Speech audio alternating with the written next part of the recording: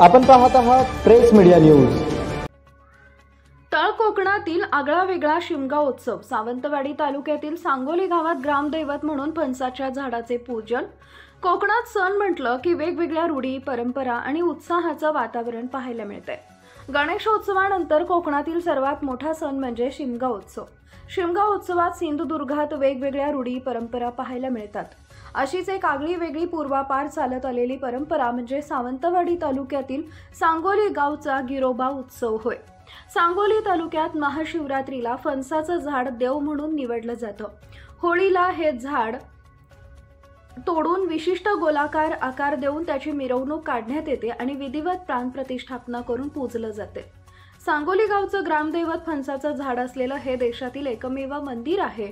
मात्र सांगोली गावात मात्र फणसाच्या झाडापासून शिवलिंगाच्या आकाराचा पाषाण बनवलं जातं।